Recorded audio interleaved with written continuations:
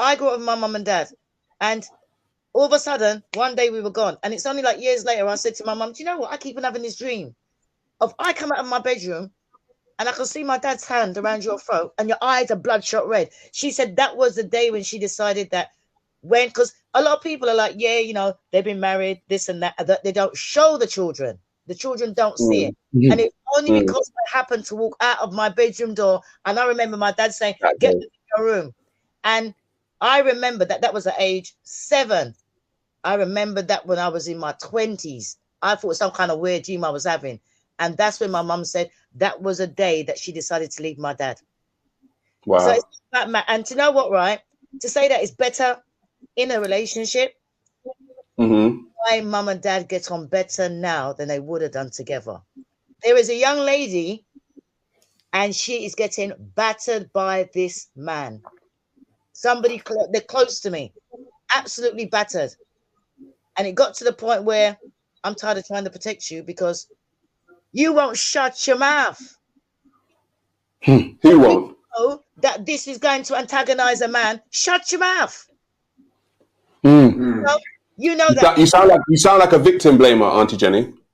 No, because I've been battered before, so it's not a victim blamer. It's just that when I was getting battered, there was no one there to help me. Because at the end of the day, if you bear in your mind that that's what my dad was like, I'm not going to go to my dad. And if you're the oldest child, who are you going to go to? So you put up with it and you deal with it how you can.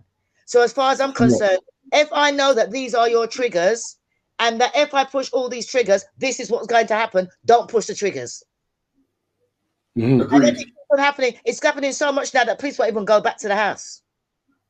There's no point. What's the point? The neighbors calling the police because the next week they're all happy. And I said to her one day, I said, do you know something? I realized that you don't know when to shut up. If he says something, it don't mean he got answer back. She goes, I know. That's one of the things, you know, I just can't help myself. Maybe that goes back to what you said and she likes it. But Auntie, let me ask you this, Auntie, yeah? Because that's the question that I put earlier, yeah? Is that, can it be that you've fallen in love with that kind of situation, the abuse, and you actually don't know it, subconsciously you're triggering it for that action to happen? Who's doing? Because see, in my situation, I never had no one, and I just thought to myself, you know what? I got to the point where I just handed him a knife and I said, here's a knife, cut my throat because you're not going to beat me bit by bit. You're not going to kill me bit by bit. Kill me all in one go. And when he realized, and I said that when people are battered, you have to get to the point where you're prepared to die and then it stops. When you don't care no more, you're not scared no more, just go ahead and kill me. That's when the abuser realized, you know what? I've got no power over you. That's what stopped my abuse.